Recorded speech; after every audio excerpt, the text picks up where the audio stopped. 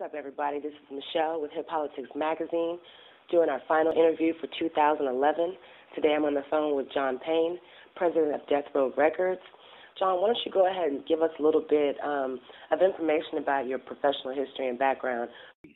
I actually started out as an engineer with Wally Hyder Recording. I was a chief engineer with Solar Records, who I worked with everybody from Lakeside to Babyface to Shalimar, you name it, everything that came out there. I've worked with Count Basie. I've worked with a lot of people throughout the years. So I've been around a while as an engineer, producer, and other aspects of this industry. Okay.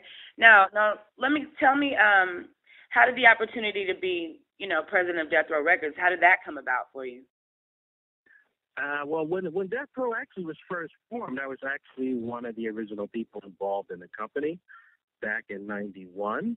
And then when it went into bankruptcy, I was actually hired by the trustees for bankruptcy to be a special engineer to verify a lot of the material and make sure that the assets were correct. So during that period, a lot of people that came in to make a bid on purchasing Death Row, actually, I guess they appreciated the knowledge or some of the insight that I had, and most of them offered me a job. When Wide Awake got the bid, they offered me a job, and I took it, and over the last 3 years, I went from senior vice president to president. Okay, great. So, how does it feel to be president of, one of the most notorious hip-hop labels, basically? Well, it feels no different from anything else to me. On one hand, it actually makes me feel good to be able to right a few wrongs and let people take a real nice look at Death Row. And I use the word nice. Okay. To know that it's about the music, it's about the artist now and all of that, so we don't have the violence or the negativity. So you can see what Death Row really was always supposed to be. When you break it down to the music, they're all extremely talented. They were ahead of their time, and now people are getting a chance to get a pure look at it. Okay. Now, do you feel any pressure regarding the label's former image? Because, I know things went, really far on one end. Actually, no, I don't feel any pressure because I'm not responsible for a lot of actions that may have occurred prior to our acquisition. So, no, I don't feel any pressure. Everyone's entitled to their opinion, and they're going to have opinions on the way things should be or could be done.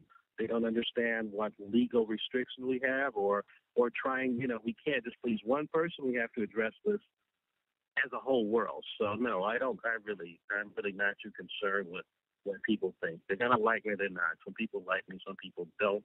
That makes it personal. This is about the business, so it really doesn't bother me. Okay. Now, are there any plans to release any more of the unreleased music? Actually, we got, that would be the intent for as long as we have it.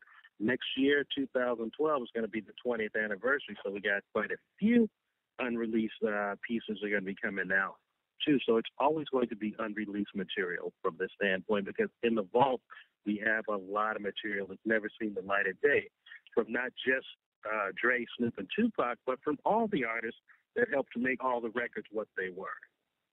Okay, now. So the answer is yes.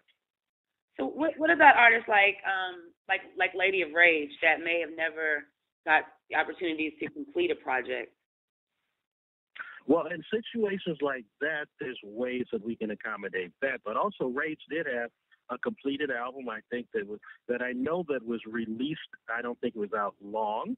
And there's a lot of other material that occurs in the vault. So we can put it out, or we can put it out in the form of a compilation, or we could actually do periods where it's just the limit of that. So we have ways to make sure that the records get out, due to the fact that we have lots of material on all the artists. So everyone will get a chance to be heard under our watch.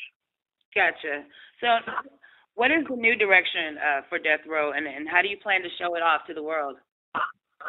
Okay, it's actually not a new direction per se. I'd like to say it's the real direction, the correct direction. So it's about restoring it to the artist. It's not about all the stuff that goes on behind the scenes or in the courtrooms or on the streets. It's about the music. So this is what we're doing. You know, fortunately, the artist made enough material that was good so that we're able to do this. So we don't have the baggage of court cases or anything. All that stuff happened over 10, 15 years ago. So when it was purchased out of bankruptcy, we didn't buy that, and it's a lot easier to show death row for what it's supposed to be, what it will be. So it's about the artist, about the music. And fortunately, it's personal enough that we can show a lot more perspectives than the people got a chance to see. Death Row Records, the music goes well beyond Dre, Snoop, and Tupac.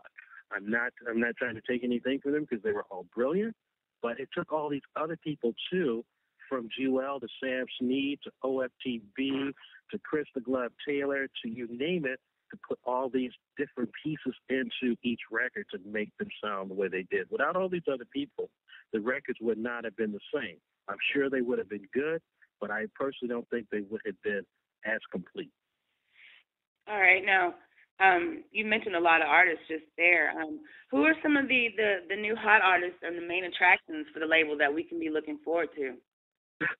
Okay, as Death Row itself, Death Row itself is going to be limited to the artists that were on the label that had recorded material. So technically, it's called what you'd call a catalog label, where you're releasing things from the catalog. But at the same time, when we release catalog items, we do try to work with the artists and get them involved so they can promote and maybe reestablish a career, give a boost. And another thing that we're also proud of is the fact that we pay royalties. Royalties were never paid, from what I understand, and we've been doing that too. So the artists all the artists that you're going to hear are artists that worked on every Death Row record or were signed at Death Row, from, like I said, Jewel to, let me see, Danny Boy to OFTB to LBC to Sam Snead to, there's a whole lot of names in the vault. There's Crooked Eye. We got some Nina, who was Left Eye. There's a lot of names and a lot of surprises that are going to come out the vault and surprise people. The benefit to this is we get to show the music, and the artists get a chance to actually get out there and be heard and maybe reestablish or reinforce a career they may have or didn't get a chance to get. All right. It sounds hot. Sounds like some good opportunities.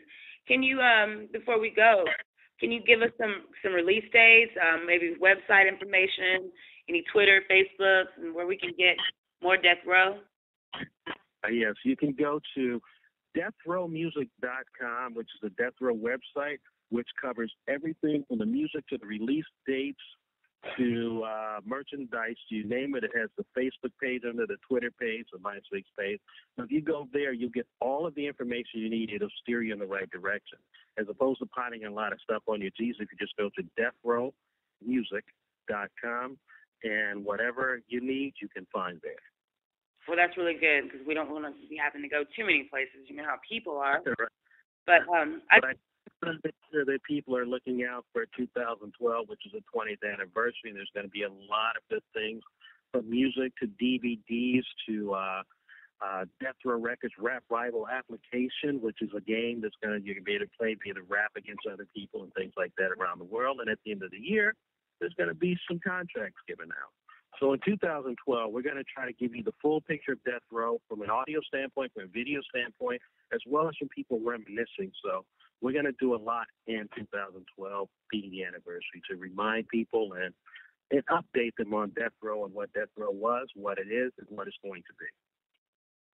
All right. Well, I wish you well on your endeavors, Mr. Payne. And I just want to say thanks again for taking time out to speak with me. This is Michelle with HipHolitics Magazine, on the phone with John Payne, president of Death Row Records. Be looking forward to their 20th anniversary coming up next year. And anything else you want to say? Well, first and foremost, I do want to thank you for your time, because without people like you, it would make my job a lot harder, and I appreciate you taking time out of your day. I want to thank all the people that have supported Death Row from the beginning and the people that are supporting us now. So I just want to say thank you to everyone, and look out for us. We got some good things. We've been listening. We know what we want, and we're going to do our best to maintain the integrity and legacy of Death Row. Well, thank you so much, and I wish you well. You have a good day. You do the same. Thank you.